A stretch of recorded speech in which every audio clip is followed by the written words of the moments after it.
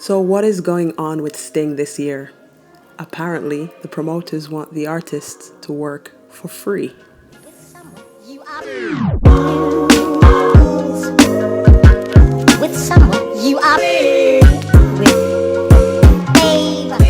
Hey everyone, and welcome to another Carib Fusion video.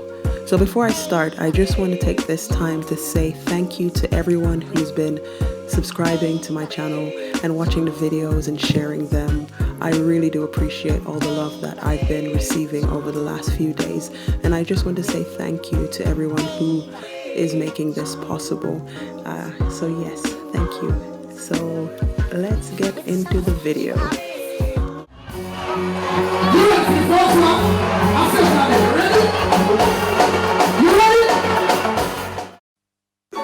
You already know what time it is. It is Sting. So, December is just around the corner. Sting is one of the main events for, dancehall. And the reason why I'm doing this, series is based on a news article I read in The Star, where it basically said that the promoters for Sting are asking the artists to work for free. Now, I'm not about to bash Sting or anything like that. That's not what this video is about. But I just found the whole thing very strange. So just to give you a little bit of history, I won't go into it too much because I know everyone knows something about Sting and how it works.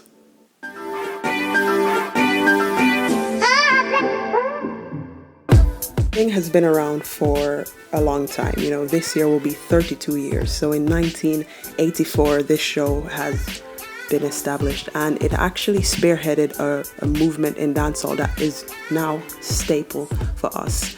Sting. If you want to get your stripes in dancehall, you must be on Sting. And quite frankly, if people do not participate in clashes, if they're called out to, they're generally frowned upon. So, Sting has seen people like Supercat, Bounty Killer. Obviously, most people know what happened with Vybz Kartel and Ninja Man, where he basically stamped him out on stage.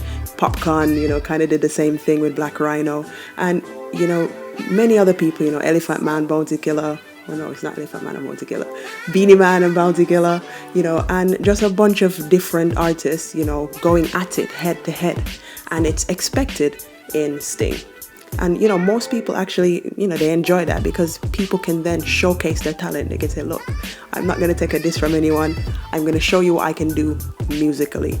And obviously the most renowned one is between Vybz Kartel and Mavado, 2008, probably the biggest one that dancehall has ever seen.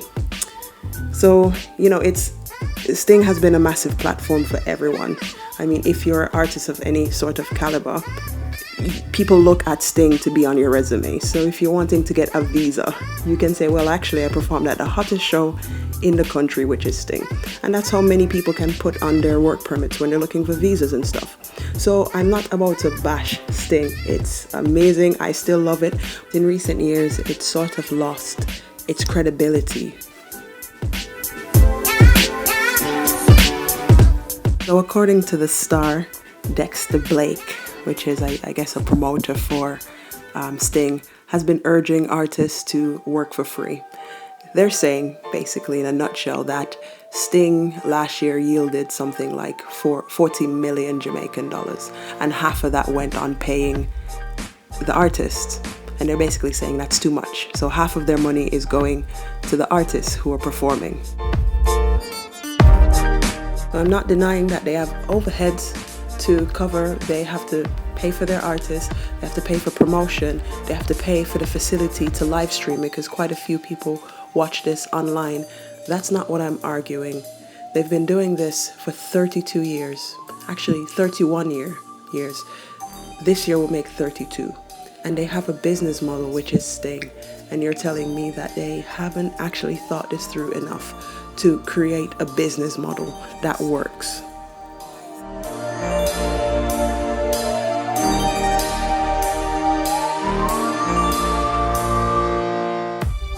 Why is it that you want the artists to work for free? I mean, imagine if I showed up to my job tomorrow and say, oh, by the way, I'll work for free today because I just love my job. No, who does that?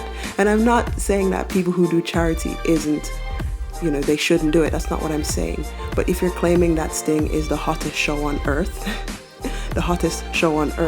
should pay their artists. Now, I think Sting has gone wrong, or the promoters have gone wrong in many ways.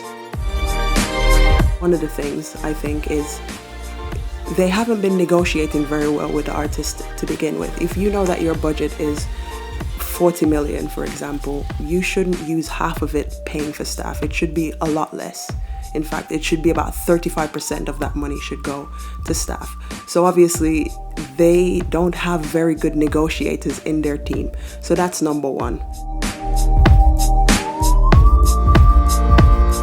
High ticket artists are going to demand more money, which is fine. It comes with the territory. But what about the others? You know, the other thing is, what have they been doing with the money all these years? You know, what have they been doing with the money? Because to me, and this is purely my opinion, it just seemed like they've spent both the profit and the principal, and now they have no money, and now they're urging the artists to work for free. Like, you can't do that. You know, it's unethical. You can't really ask people to do that, because for most people, you know, especially if they're not really internationally renowned, you know, Sting is a big part of their income. So to ask them to work for free is kind of an insult, in my opinion.